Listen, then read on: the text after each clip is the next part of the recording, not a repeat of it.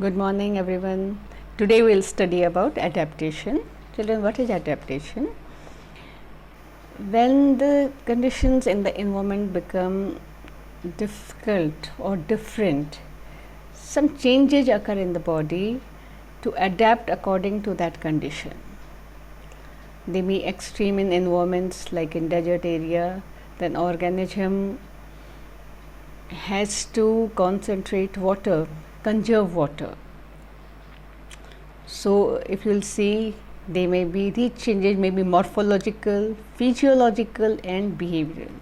What are morphological? If you will see, organisms which are present in desert areas, plants, they have spines in place of leaves to conserve water, to reduce transpiration. Physiological, like organisms like we humans, if we go to a very high altitude, there is low oxygen available there, so there is slowly the red blood cells in the body increase to compensate that low oxygen availability. And behavior also, some organism like in deserts and all, or snakes in the desert area, they try to avoid the heat of the sun by moving to shady areas or in burrows during the daytime.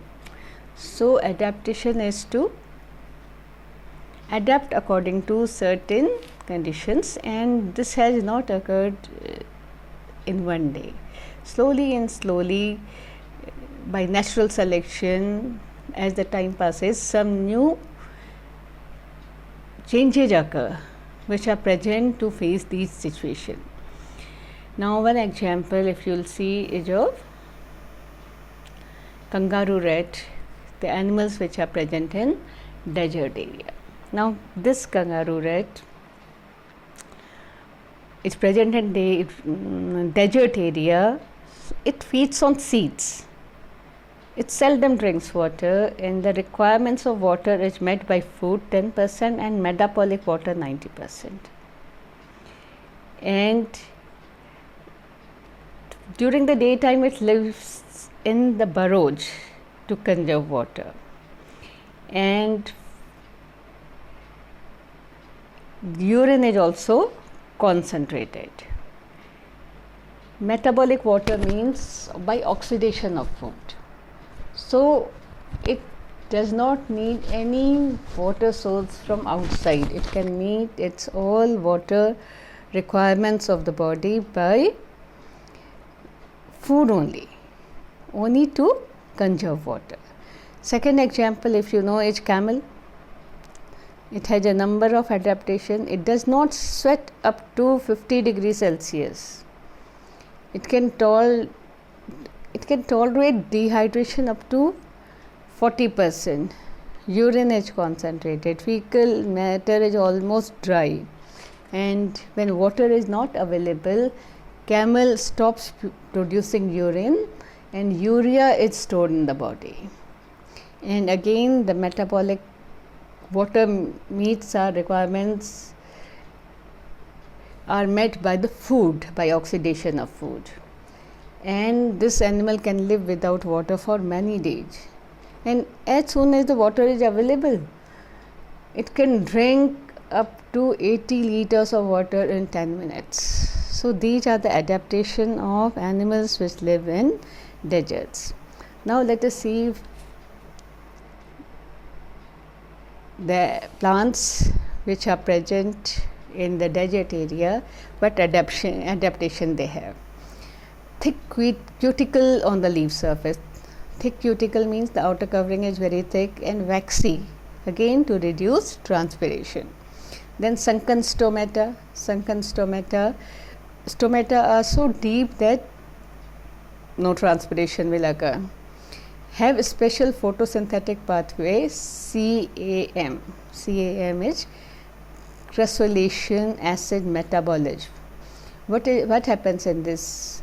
The stomata remain closed during the day and open during night, and they conserve CO2 in the form of malic acid. And during the daytime, this malic acid is transported to chloroplast and converted into CO2. So by this they try to reduce transpiration. Opuntia is a cactus. Again, they do not have leaves. Leaves are reduced to spines, and the stems itself photosynthesizes to produce food. So these are the adaptation in plants which are present in desert area. Now adaptation on animals in cold areas. In cold area, children, mostly the animals have shorter limbs and ears to minimize heat loss, and this is called Allen's rule. Some animals may have fur also, some animals may have a layer of fat also below their skin, only to reduce loss heat, because these act as insulators. Some have blubber below their skin, so these animals can live in cold areas due to these adaptations.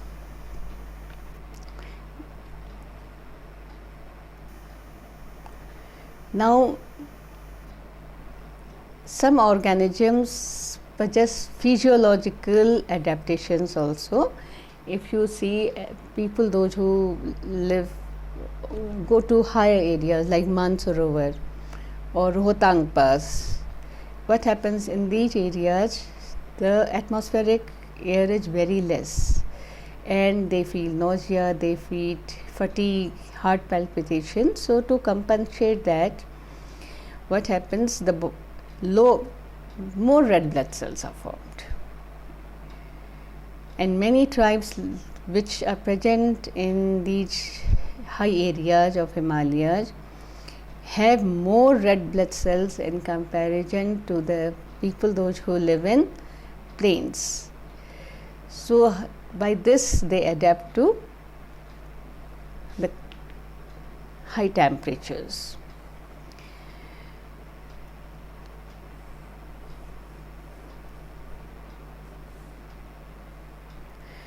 Now after this,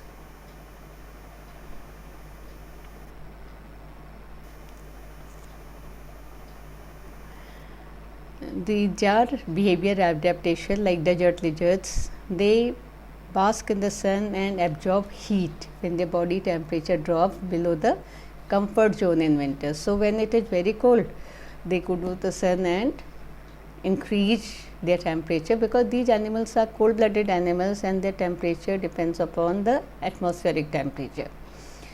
They cannot maintain their internal temperature or homeostasis. So during the day, if it is cold, they bask in the sun, and during summers, if it is very hot, they go to shady areas, or sometimes some organisms may also burrow and hide inside the soil to escape from that heat. Now some questions if I tell you, and there are organisms which are present which can tolerate very high temperature also, like you will see these bacteria which are present in hydrothermal vents can tolerate temperature about 100 degrees Celsius. And how is it possible, children? Because they have special enzymes and plasma membrane constituents that enable them to metabolize comfortably. Now if you will see organisms which live in very cold areas, Antarctic, freezing cold. So how do they adapt? They have cold hardiness, and this is achieved by the extra solutes in the body fluids in special ice nucleating proteins in the body. In the extracellular space in the body, this lowers the freezing point of body fluids. And they have also antifreeze in their blood as glycoproteins which prevent them from freezing. So some organisms which are present in the very cold areas and where the temperature is below 0 degrees Celsius, they can adapt due to cold hardiness. Now, if you'll see some organisms which are present in very below in the bottom of the sea, how do they live in water in such crushing pressure, and they like these fishes which live in the bottom of the sea, they do not have air sacs that can be compressed and are composed largely of water, so the pressure difference between them remains same, so that's why they do not feel that pressure of water above them. So these are the adaptations of organisms to prevent or to live in certain difficult conditions. And these are some of them are in their morphology, some of them are in their behavior, and some of them are in their physiology. I hope you have understood. Thank you.